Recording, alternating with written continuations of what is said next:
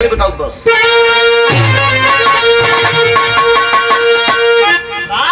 अरे ठगिनी तोर छल बल यह नारी अमन नारी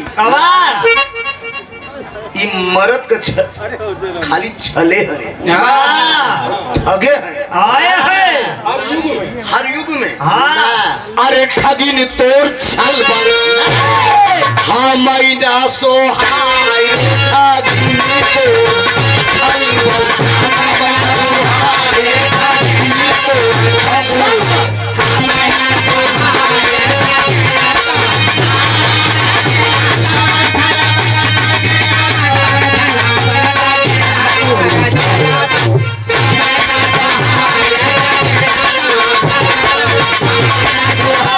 जिया दिल बहादुर ठगिन तोर छल बल सतयुग में तू ही हाँ विष्णु के ठगलू वृंदावन के ठगलू। अरे ताता थैया नाच नहीं के समझा। त्रेता में सीता बन के अब रावण के ठगली। अरे लंका नाश कई दी ठगे। अरे लंका नाश कई दी कानन निकुरा काटा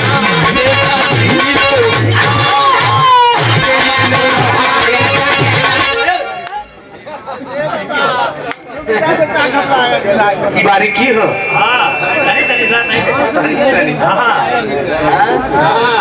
ऐसा ठगे हैं समझा। हर युग में ठगत है। युग में द्वापर में कन्हैया के अब तू राधा बन के ठगली। अरे गोपियन के बीच में वही रास रचाए कलयुगों में ठगत है पूजा काढ़ के जान ला ठगबैया जो घूंघट काढ़ू ठगबैया तनिक देरी के लिए आकर्षण पैदा होता है। अगर असली मर्द रहे तो रुआ तनिक पन मारे खाली देखले बाकी अगर ही रही बराबर हो सही कहा ना। हाँ खूबसूरत अगर नारी है तो मर्द अगर देखी देता है आकर्षित हो जाता है। सच्ची घटना यही कलयुग में ठगे रही। हमारे प्रयागराज में एक मऊआमा चौराहा बा समझा। एक नया लवंडा का शादी भरी पूजा बार बार होती ना लखा तू अपने काम से मतलब रखा खाली तू अपने काम से रखा। वो हमारे हीरोइन है ना उनकर हीरो है। हम लोग चले भी नहीं है। सही बात बना तो बेटा तू लोग क्या हम बता दो तू लोग खलनायक है।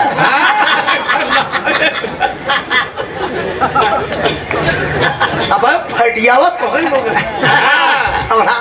तनिक मिलन तो है। ये देखिए जोकर है ये मऊआमा में एक लवंडा का शादी भर नई गाड़ी ले चला जात रहा।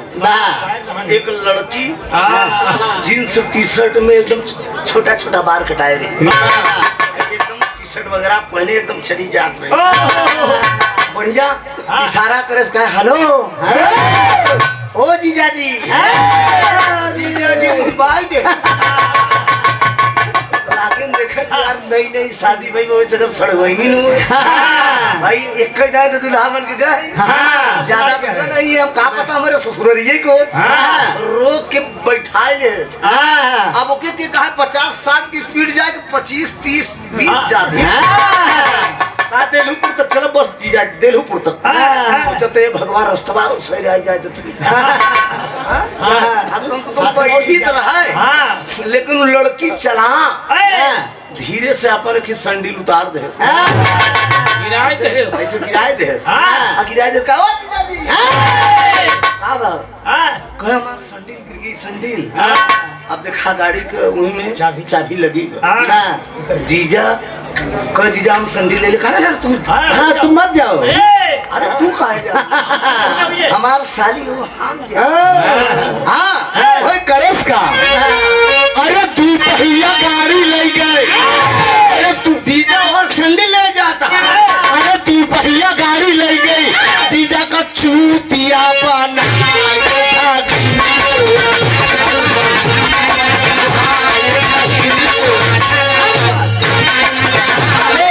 वानगी मारे है मेहरारू नारी हर युग में मर्द का ठगे हैं मर्द बड़ा बर्दाश्त करत है का करे ना दुनिया की सारी खूबसूरती नारियों के अंदर भगवान दे दी जहाँ से देखा वहीं से आकर्षण बा ये जब ब्रह्मा जी जब इन्हें पैदा करे लागन तो कहन हमार कीमत कैसे होई कहन कीमत ऐसन होई लोग जहरे देखियो ओरे से एकदम आकर्षित सारा भाव मेहरारू के अंदर पैदा कर दे ये के जान एक नारी की उत्पत्ति इधर से भी उधर आपने दुर्गा की उत्पत्ति सुना एक उत्पत्ति हेरो से सुनला कि मैको को हेरो हर बा जल्दी जल्दी हटावे में इधर उधर करे में गड़बड़ाई जाई एक छोड़ के करीब 20 से 25 मिनट कम से विराह सुनला ओकर बाद पूजा जी का नंबर आ जाई जैसा इच्छा हुई आप लोग कांड सुना वीर सुना पौराणिक धार्मिक सुना जवन इच्छा हो दोनों तरफ से सुनावा जाई ठीक है आइए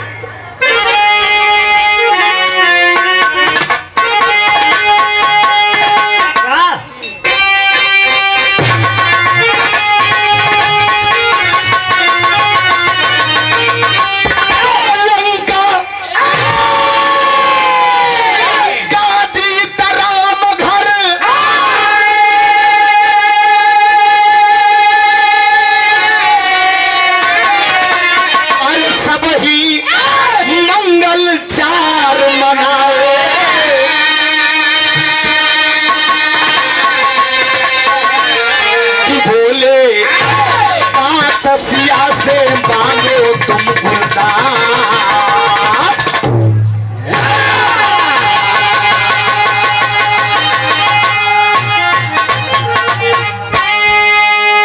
भगवान दुनिया का मालिक पुरुषोत्तम मर्यादा राम लंका से जब विजय हासिल करके अयोध्या आए थे उसी समय की कहानी है देवी की उत्पत्ति मिलेगी इसमें जरा ध्यान दीजिएगा नवरात्र के समय में दुर्गा माई के पंडाल में प्रोग्राम बा 9 देवियों का अवतार हुआ है 9 देवी में एक देवी की उत्पत्ति इधर से भी मिलेगी दुर्गा जी की उत्पत्ति उधर से आप लोगों ने सुना तो एक ऐसा प्रमाण मिलेगा शांति का माहौल हो केवल 20-25 मिनट से ज्यादा समय न ले भगवान राम जब लंका से विजय हासिल करके आए सीता सहित तो सीता जी को बुलायन कहने सुना अच्छा तो मर्द कभो कभो मेहरारू को बड़ा प्यार से बुलावे लेती अब वो बुलावत जब मेहरारू को मूड देखी तो मेहरारू मूड अगर मर्द कहीं से जरा पाक आवे पूजा अगर मेहरारू अगर खुशी में खाली कहते का है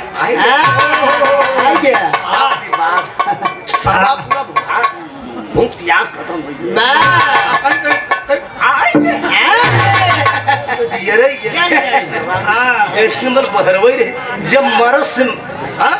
जब मरद से मेहरी लड़बे करी तब हतार मजा बहरी जब दिन रात लड़बे का करब हम अपन कहूँ ए भैया भगवान राम बुलाए और जानकी से कहने लगे कि जानकी मैं विश्व विजेता विश्व विजेता आज तक हम समझ न पाए हमसे हम बहादुर क्यों बगा अच्छा कौन मर्द अपने मेहरारू को आगे इतना डींग डांग मारे तो मर्द सोची का अपने मन में खिकवाली बात लगे मालिक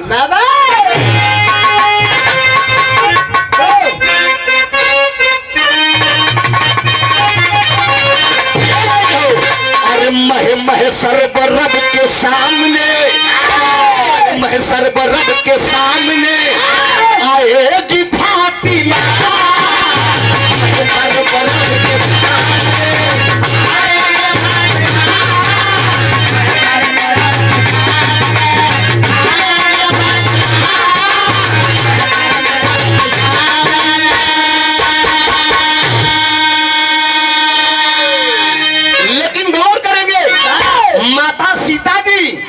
से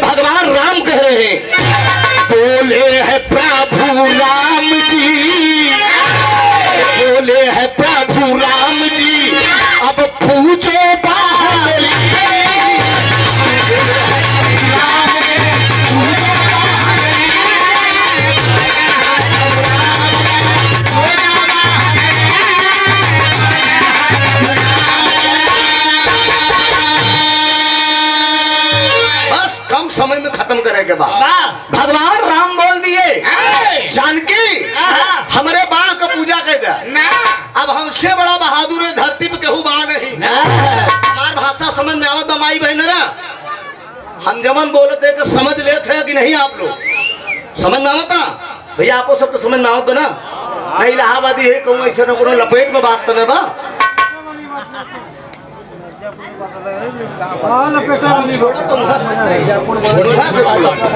मशीन से गड़बड़ी बा, मशीन से गड़बड़ी बा।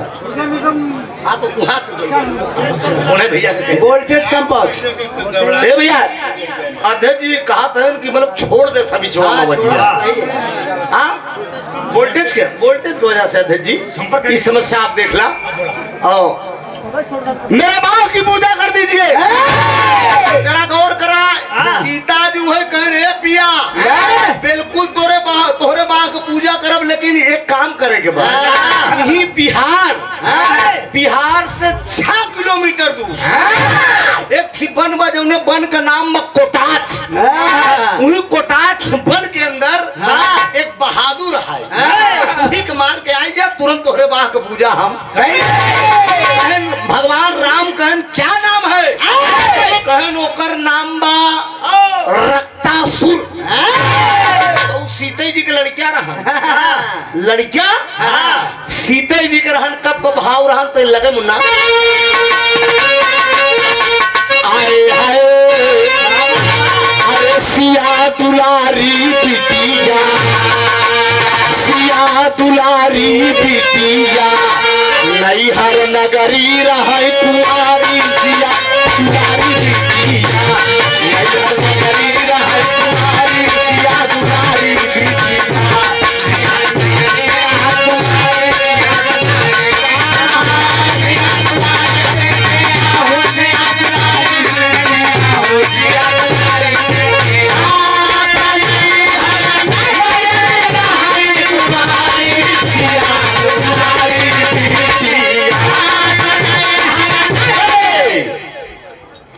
सीता जी जब बचपन में कुंवारी रही न अपने पिता के फुलवारी में गई रही, सखियन के साथ खेले, क्यों हाथी बने क्यों घोड़ा बने क्यों जतोला बने। सीता जी माटी के लड़किया बने दी।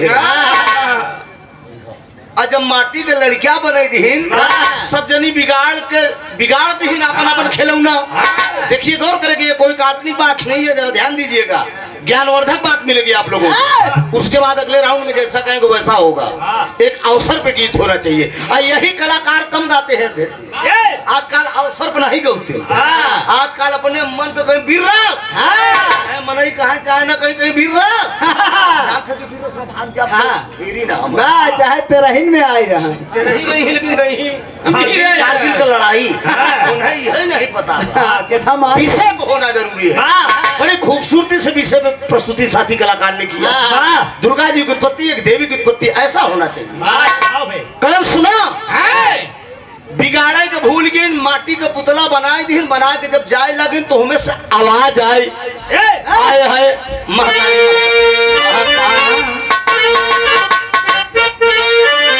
यह बात है।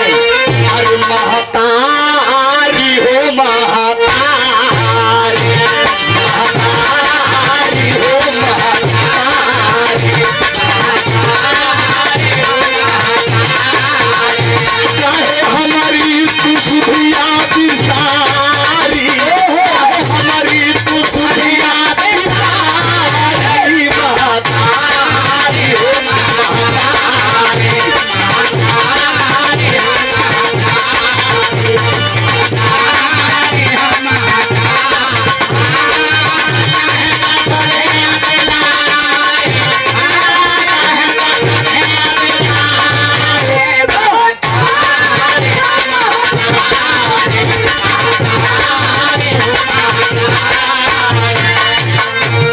हमारे बब्बन भैया की तरफ से 50 रुपया बहुत बहुत प्रणाम हो, आशीर्वाद की परीक्षा है। कहा माँ आप हमें छोड़ के कहा जा रही हैं? सीता जी लौट के देखें कहीं गजब हो कि हम कुंवारी है, हमारे ऊपर तो कलंक लग जाई। हमें माई माई कहा तो हम 16-17 साल गए, बियाह हमार भनही बा, कहन हम कहा खाबे कहाँ रहबे। और करेंगे वही सीता जी कहती है कि जाओ बिहार से 6 किलोमीटर दूर कोटाच वन में रहो, कहन खाप का जियब कैसे कहन जो फल फूल मिली हुई पेड़े पे हुई खाए के बड़वा बेटवा बढ़िया टहरे कहा सुना कहन वरदान देते तो का क्यों मारे न पाई तो क्या क्यों मारे न पाई कहन दम आई कहन अगर एक बूंद खून जमी पे गिर जाए तो 1000 रक्तासुर तैयार हो कहन तम आई कहे मारब तो केवल हमारे मारब तो सोचत कि दुनिया में अब के हमका मारे वाला बा हमार माई हमका मरबई नहीं करे अब ओकरे घमंड होई गए और निश्चित है घमंड होना है अच्छा तरीके प्यार से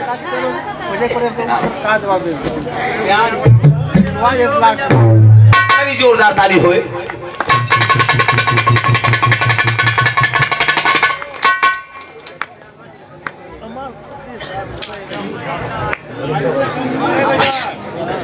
बड़ा प्यार स्नेह मिला आप महोदय जी की तरफ से राजेश विश्वकर्मा जी जोरदार ताली भैया के लिए ये तलिया बजावे में आप लोग बड़ा कवि करते हैं राजू जी देता हुक मनोबल कम करता है जे नहीं देता अरे पैसा ना तलिया तो बजाए दे जा यहाँ ना बजाऊ बता के जान लगा अगले जन्म के घूम घूम के बजावे स्टेशन पे समझा हमारे राजेश विश्वकर्मा जी बुल्लू चला वाले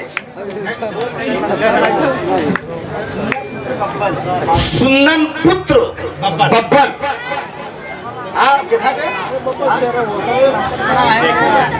सारी संपत्ति बना है इनके जमीन में हमारे राजेश विश्वकर्मा जी सुंदर पुष्पहार सादर 500 रुपए का आशीर्वाद बहुत बहुत बंधन भैया का प्रणाम हो हाँ कहो बुल्लू चनौली से आराम से बतावा करा आधा हानी में आधा गाड़ी में हुए हाल में तो फोन आवत आधा फोन में सुनावत है तो सुन ले देते ही हाँ पैसा देते ही ए भैया वरदान दे दिए धरती पर तुम्हें कोई मार नहीं सकता मारत तो हम मारत भगवान राम के सीता जी कहें जा मार के आवा तोरे बाह के पूजा कही दे वह राम सोचत कहें तेरी के मुन्ना राजा अरे मोरे राम अरे गोली तक कस के मारी जान की अरे तो सुन के बात सिया के लगी राम के गोली कस के मारी जान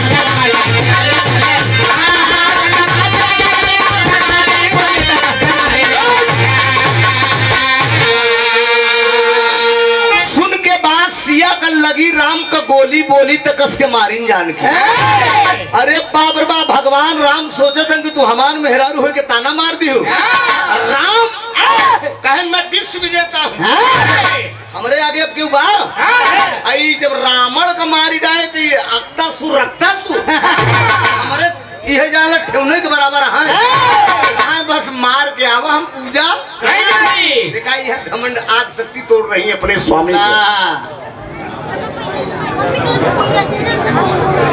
मुन्ना शर्मा जमुआ के धरती से बिहार के कलाकार हैं आप चंद्रिका गुरु के अखाड़े से भैया सादर प्रणाम पहुंचे ए भैया राम करत का है तरस का है मुन्ना राजा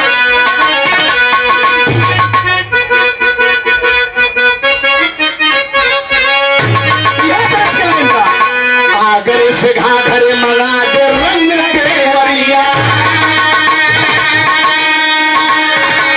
आगर से घाघरे मंगा दे रंग देवरिया कहा न्योरी से न्योरा मुस्कुराई अरे न्योरी से न्योरा मुस्कुराई रे रंग दे न्योरी से न्योरा मुस्कुराई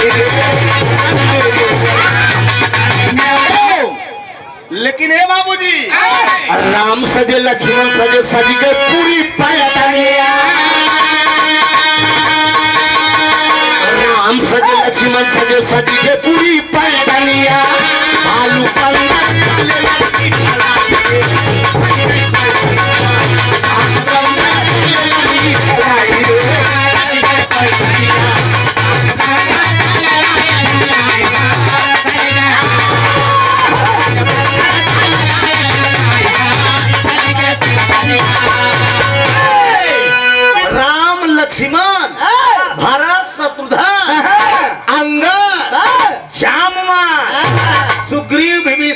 दिन चल दे पहुंचन हुई कोटाक्ष वन में आवाज दे लक्ष्मण जी कह रहे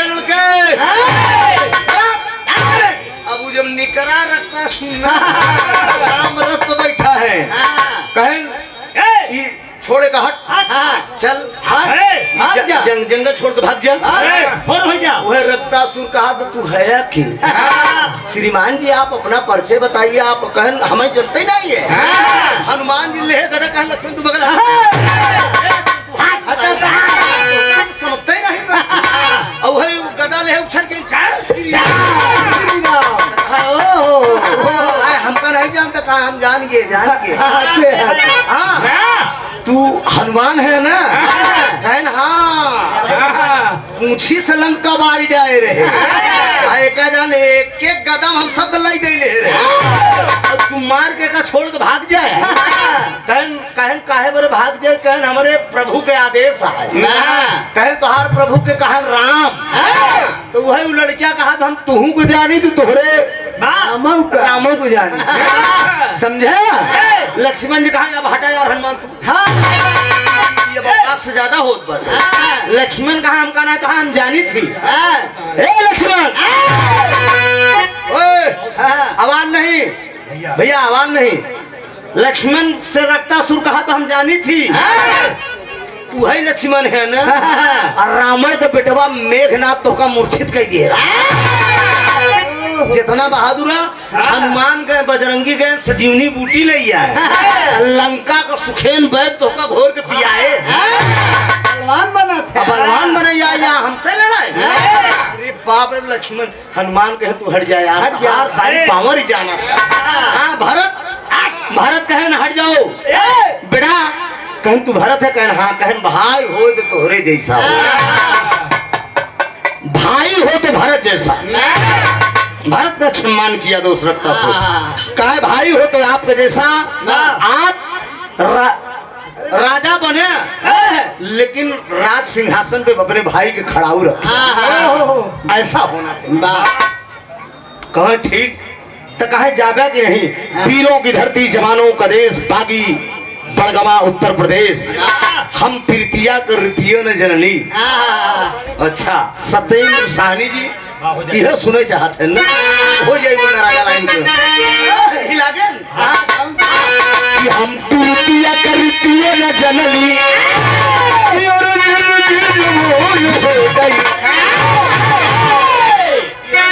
एक मिनट हर वाले गावत थी राजन भैया गावत थी हाँ कि हम प्रीतिया कर रितियों ने जननी जवान हो वही दूल्हा का चढ़ी बाजवानिया वही दूल्हा का चढ़ली बाजवानिया अरे दुल्हन भैया रामदेव बुल्लू गुरु जब गाना हो तो मुड़ी कंची कहो ना अरे पूजा बुढ़ा नहीं पूजा तो एकदम गदगद है ना मानू बुरा न मानू नहीं तो सोचा था कि एकदम त्रिभुवन फिदा ना ना अच्छी सूरत पर निगाह पड़ ही जाए जो अच्छी चीज होती है निश्चित ही उस पर निगाह बढ़ ही जाएगी अरे हम तो मर्द ही है बुढ़ा हो सकता है मन छोड़ के बुढ़ा हो सकता है बाबूजी हमारे हैदर गुरु हम गावत रहे कैले ससुरारी बन के दुल्हवा कैले ससुरारी बन के दुल्हवा हम एक ठीक कमा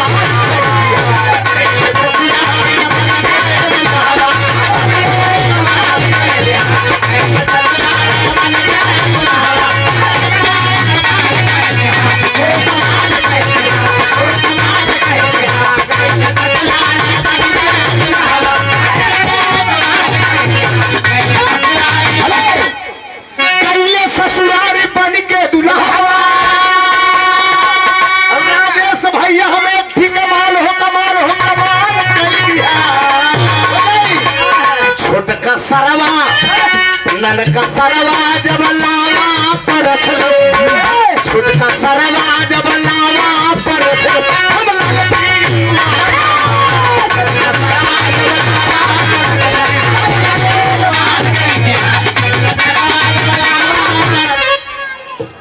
दबानगी आप लोगन के रही भैया पैसा दें तो हम कहते नहीं मनसा हो जाए सब होई अब इकट्ठे सब थोड़ तो सुन लो 4 बजे सब कुछ होई लेकिन तनिक मौका दे शुरुआती भाव बा तनिक आंटी पे चढ़ाए दे तो करे बाद सब काम होई ठीक अरे मर्दे गरम हो जाए धीरे धीरे एक बार्गिन जो चीज गरम होता बढ़ जात है उछट जा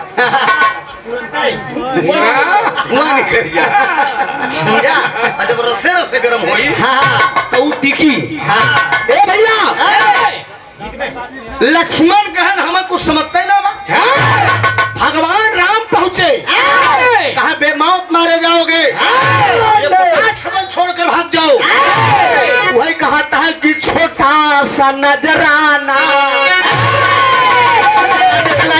अरे छोटा सा नजराना पिया लौट के अब लाना पिया याद रखोगे या भूल जाओगे लेकिन लक्ष्मण और हनुमान प्रभु राम कहा था कि अरे बेटा बच्चे हो अभी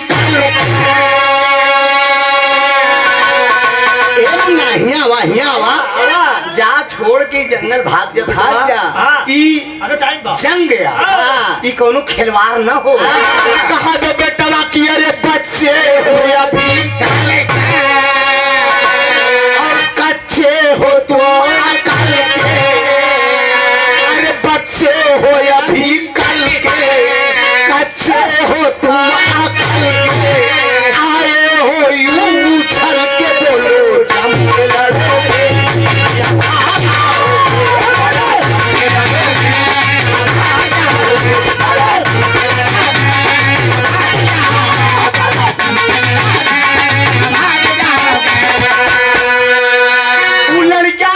सुना अरे बच्चे नहीं समझो हम बाप तुम्हारे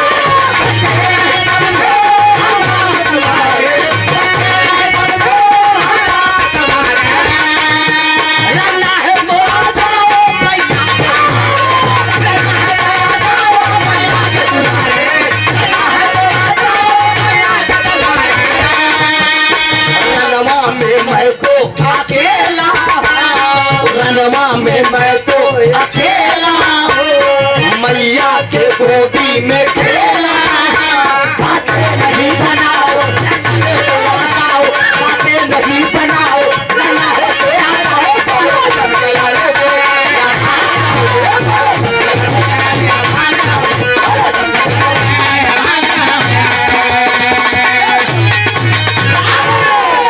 बातें नहीं बनाओ लड़ना है तो आ जाओ कहा हमका लड़कियां समझे कहा अरे अबई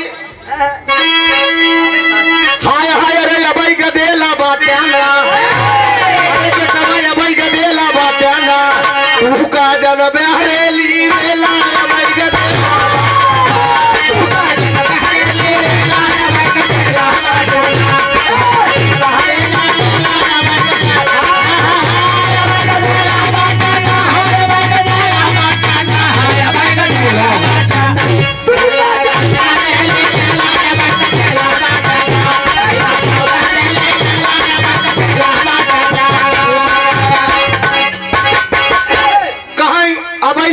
बाटी ना देखत डंडा हो जावे ठंडा अब लवंडा बाटी कहे बेटवा अबे गदेला हा कहे लड़कियां देखाइन में है हाँ देखाई में पौवा लेकिन अधिक मजा दे का लड़कियां समझता बाढ़ पर बाढ़ चले लाग बाबूजी सन सन सन सन सन सन सन बाढ़ चले लाग भगवान राम के बाढ़ चला रहे हैं रक्तासुर के ऊपर तो जब रक्तासुर का गर्दन कटाई तो एक बूंद खून जमीन पे गिरे तो 1000 रक्तासुर परेशान प्रभु राम की कैसे करी जानकी भेजे है लेकिन मारे बरे तो रमणों से ज्यादा बहादुर बा अब है बाबूजी मार रहे हैं वही एक पांव उठाई के जब पूरे रामादल पे चला रहा है तो हो का आल्हा का भाव बा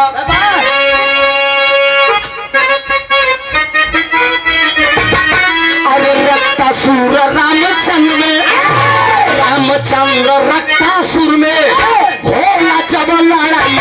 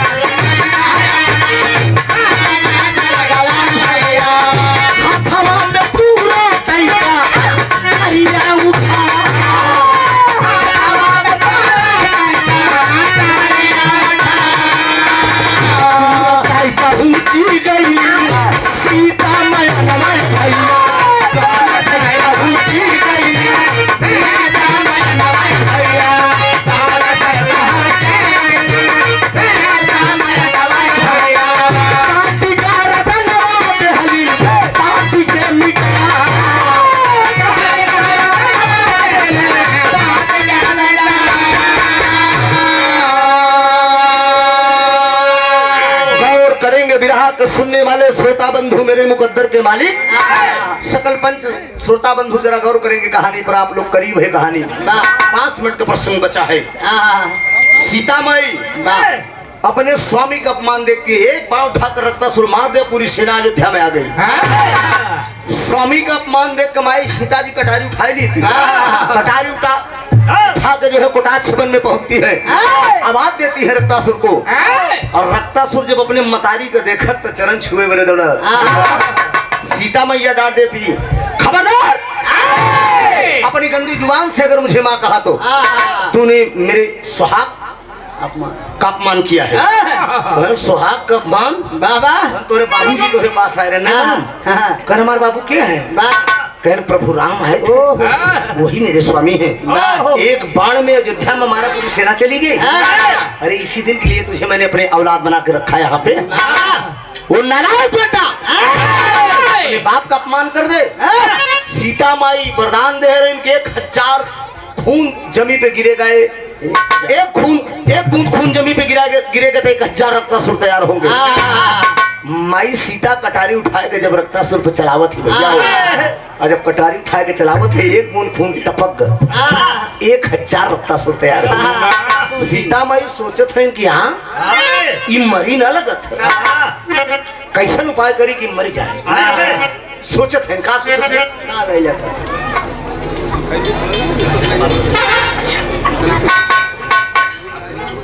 अच्छा, हमरे राजेश पाल जी आप मिर्जापुर से, 1 रुपया सुंदर पुष्पहार, चिंता न कर, अहिर गड़रिया भयवादी है, याद अहिर गड़रिया भाई भाई है। फर्क इतने बा, तुम्हें बड़की ले दी, हम छोटकी ले ली, जहाँ चाह तहाँ खोद दा, हमार तो छोटकिन बा। सूर्यनाथ पाल LIC अभिकर्ता है आप, ग्राम जंगल प्रभारी सभा के आप हैं, सेक्टर प्रभारी भी हैं आप। 100 रुपया बहुत बहुत प्रणाम हो। सीता मैया मारत है, काटत है, लेकिन बाबूजी जब जमीन पर खून गिर जाता तो हजारों रक्तासुर तैयार हो रहे हैं। वो है करत की काली वाला रूपा तुरंत सीता हो बनई, काली वाला रूपा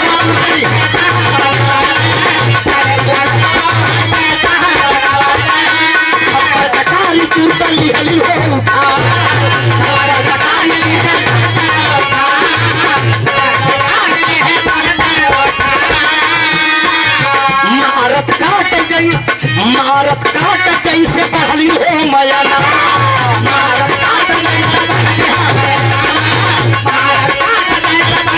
मयाना,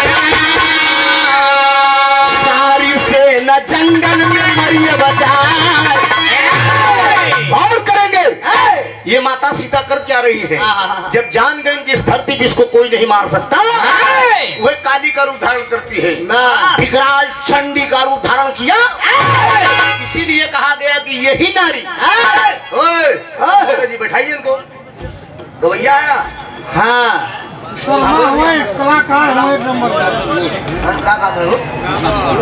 लोकनाथ गौड़ जी है, बड़गांव से यहीं से 50 रुपया भैया का प्रणाम, बहुत बहुत। अरे दिया राजा खूब तरक्की करा, जा खुश रहा, मजा करा, फिर आवा जल्दी।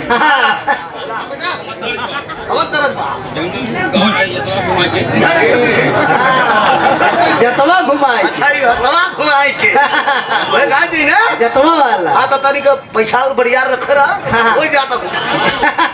ए भैया बात सुनला, माई सीता चंडी का रूप धारण करती है, तब से ही कहावत निकली गई कि यही नारी, ये जो नारी है ये साधारण नहीं है। ये अगर क्रोध में आवत है, अगर अपने मनसरुआ से गुस्साई है तो चमन खिसियान कालीन समझाए, ये दुर्गा भी बनती है, चंडी भी बनती है। एक बात जान ल पूजा मोम भी एकदम मुलायम भी बहुत कोमल भी होती। अच्छा एक चीज में पगड़ी विश्वासों को जल्दी कर महाराज, अगर हाय हेलो जादू हम तो सब कुछ माने थे, कहीं कर जब लुटाए ये बार ठगाई जाती ए भैया चंडी का रूप धारण किया। चंडी का रूप धारण करके माता सीता रक्तासुर का वध करती है। जब रक्तासुर का वध करती है गर्दन काट के वो खप्पर लगाए के खून का पियत मारत काटत खून का पियत। जब आगे बढ़ी भगवान ब्रह्मा विष्णु महेश सारे देवी देवताओं ऋषियों मुनियों में चर्चा का विषय बन गया। अरे बाप रे बाप अनर्थ हो जाएगा। ये तो पूरी दुनिया प्रलय कर रही पूरी दुनिया नाश कर रही। कटारी से पूरा संसार उजाड़ दे सबके मार दे। सारा देवता जाए कि भगवान भोलेनाथ से चरौरी कहे हे देवो में नाथ तो है बचाए सकत। सीता जी के जेठाऊ तो लागत रहे शंकर जी कहें जा कैलेंडर में आप लोग देखी होंगे मारत काटत जब आगे बढ़े शंकर जी जमीनिए में लेटा रहे ऐसे कह के लेटा है। सीता जी जब चली जाते जब देखें जब पैर ऐसा रखा चलें तो भगवान भोलेनाथ जब भोलेनाथ का देखें तब मारे शर्म को मारा पूरी बदन काली होगी वो हाथ भर कर जीभ नहीं करिए। आखिरी भाव है बाबा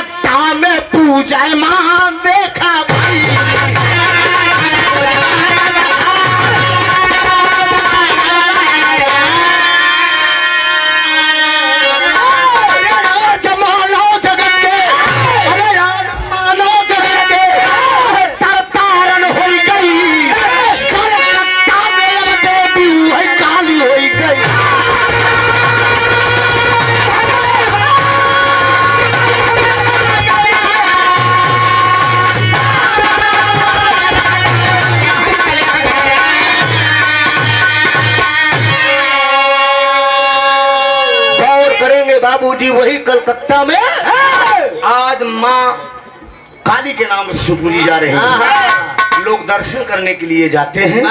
वही सीता जी काली के रूप में अवतार लिया। एक रूप देवी का ये भी है काली का चंडी का दुर्गा का। हमारे इस धरती पे जब जब पाप हुआ है किसी न किसी भाव में अवतार लेके देवी और देवता अवतार लिए हैं और पापियों का विनाश किए हैं। रावण इतना बड़ा विद्वान था लेकिन प्रभु राम भगवान विष्णु जी राम रूप में पैदा होके संहार किए वध किए धरती का भार कम किए ऋषियों का उद्धार किए। बाबूजी द्वापर में आनंद नंदन 16 कलापूर्ण भगवान कन्हैया अवतार लिए और अपने ही मामा कंस का वध किए। आई कलयुगों में भगवान का अवतार हुई तनी पापियन का ढेर लगे अभी का अबे धरती पूरा पाप से भर जाई। कह के गए सिया रामचंद्र से ऐसा कलयुग आएगा। कह के गए सिया रामचंद्र से ऐसा कलयुग आएगा। हंस चुनेगा दाना तिनका कौवा मोती खाएगा। और बात बात में माता पिता पर बेटा हाथ उठाएगा। यह दिन देखे के बाद आजकल का लवंडा अपने मतारी बाप को नहीं बात मानो थे। माई बाप अगर तन क्यों बोली न चुपरा या कर तो हम अपने मर्जी से न मर्जी करबा तो लेके भाग जा फुल हो जा। अब्बे का दहेज बहुत जल्दी कम हुई घबरा जिन। लेकिन हमारे लोग का जिंदगी में पता न हो पाई कि नहीं। बहुत जल्दी दहेज कम होगा। दहेज ज्यादा जो है ना सब अपन सेटिंग खुद ही करे तो दहेज कौन बात दुल्हन ही दहेज है। ये दिन आने वाला चूंकि सात पात छुआछूत भेदभाव हम ही आप मानते हैं। सरकार की तरफ से नहीं है। सरकार किसी भी जात का लड़का जो है किसी भी समाज की लड़की को लेकर भागता है, जाए के कोर्ट मैरिज में कोर्ट मैरिज कर लेता है। जज साहब के सामने कानून जब जात पात नहीं मानता तो हम आप मानने वाले कौन होते हैं? आखिरी भाव है,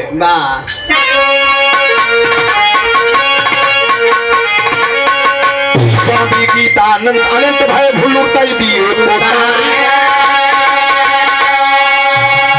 राम आधार हैदर अली जुगनू गुरु अनिल की बाबली।